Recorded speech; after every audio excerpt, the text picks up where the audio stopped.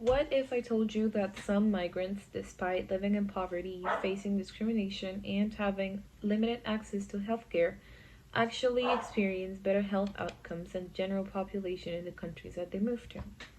This puzzling observation is known as the healthy migrant paradox, and for decades it has challenged researchers, public health officials, and policy makers.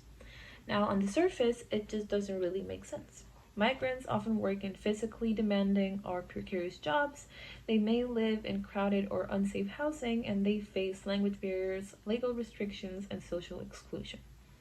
And yet, across multiple countries and contexts, data has repeatedly shown that some migrant groups actually live longer and suffer fewer chronic illnesses than their native born counterparts. This phenomenon was first noticed or documented in the United States, and it came to be known as the Hispanic paradox. Researchers observed that Latin American immigrants, particularly those of Mexican descent, had lower rates of infant mortality, heart disease, and certain cancers compared to white Americans, even though their socioeconomic conditions were more comparable to those of African Americans who overall had worse health outcomes. Now, in other words, the health of the Latin American migrant population didn't really match what would be expected based on income and access to care. And it wasn't just an American story. In Britain, studies found that Vietnamese refugees who had arrived during and after the Vietnam War had lower mortality rates from several major diseases compared to the general population. And similar trends were noted amongst migrants who went from Africa to France and migrants in the Netherlands and Belgium. Now, in some other cases, they even had better health outcomes than people in their own countries of origin. So, how can we explain this paradox? There has been several theories that have been proposed over the years, and two of the most influential ones are the salmon effect and the convergence theory. So let's start with the salmon effect. It is named after the life cycle of a salmon, which return to their place of birth to die. And this theory suggests that some migrants go back to their home countries when they become seriously ill or they believe that they are approaching the end of life. Now, if they die outside of the host country, their deaths may not be captured in national statistics, which makes it seem like migrant populations in the host country do have lower mortality rates than they actually have. It's a compelling idea, and it may partially explain the data. In fact, some studies have found some evidence that supports it. For instance, research in the US using the Social Security data has found that deaths occurring among immigrants can indeed lead to underreporting in mortality statistics. Others have compared the health of migrants who return to their home countries with those who remain and found that some refugees often report worse health, suggesting that poor health could be a reason to return for migration. But the salmon effect doesn't really account for everything.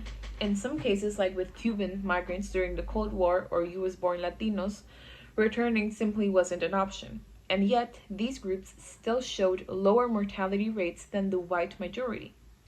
So while the salmon effect might distort the data in some contexts, it doesn't really fully explain the paradox. Which brings us to the healthy migrant effect. The idea that people who migrate are, by necessity, healthier than those who stay behind. Now, migration often requires physical strength, mental resilience, and willingness to take risks. And in many cases, migrants are selected, either by themselves, their families, or their countries, for their health and work capacity. And even when the selection isn't intentional, survival during migration can and will act as a filter. So those with serious health conditions will not survive the process of migration, especially when the route, which is the case in most cases, is dangerous or the resources are scarce. Now, there is something called the communal living advantage or ethnic enclave hypothesis, which suggests that migrants who live in close-knit communities may benefit from strong social support, cultural familiarity,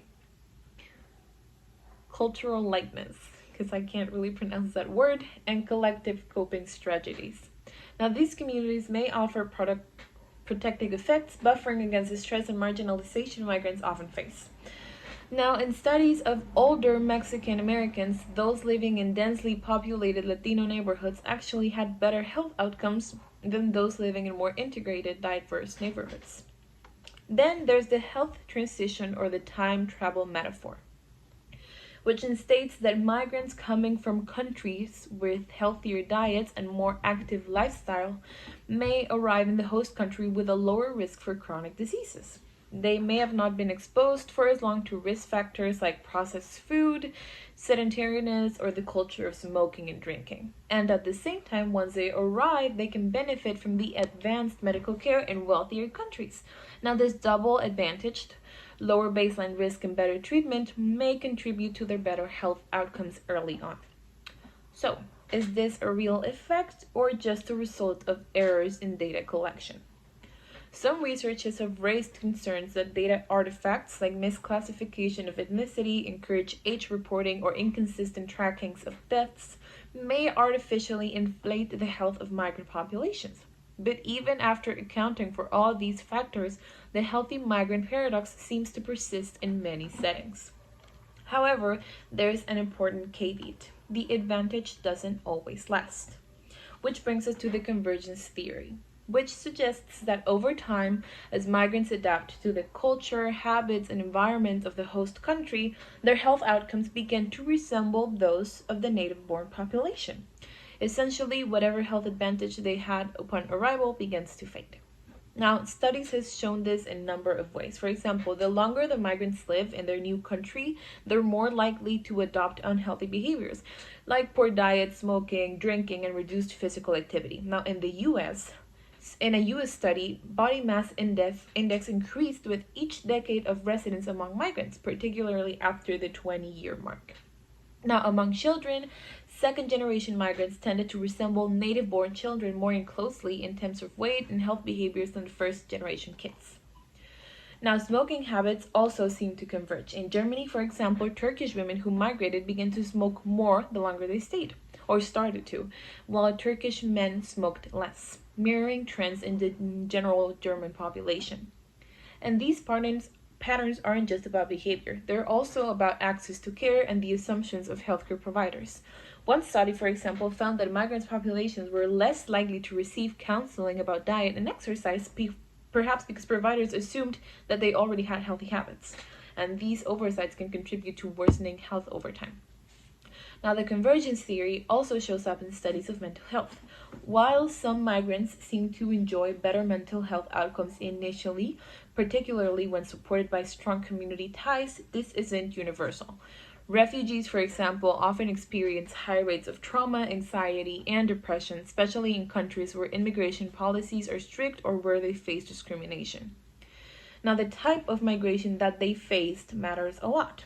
People who migrate voluntarily for work or education may be more likely to stay healthy and be healthy, but those fleeing violence or persecution who don't often get to choose when or how or where they migrate tend to face more health challenges.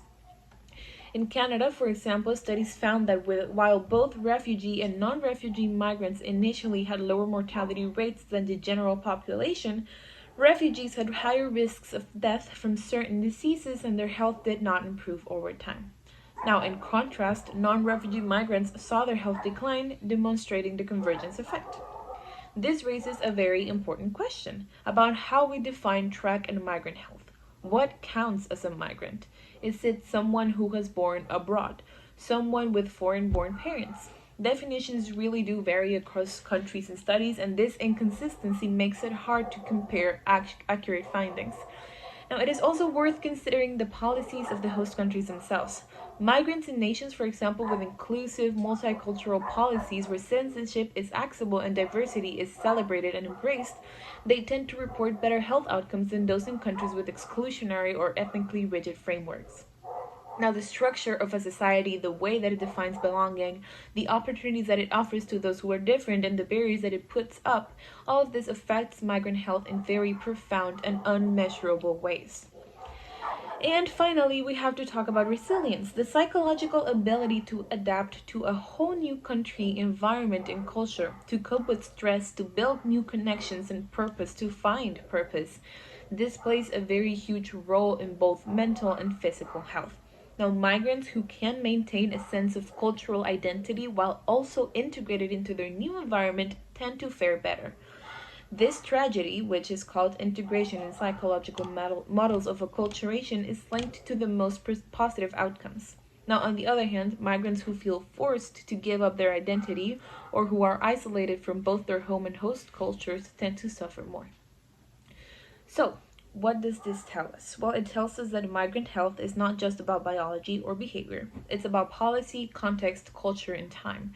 It's about who gets to move and who is moved, why they move, where they go, and how they are received once they arrive.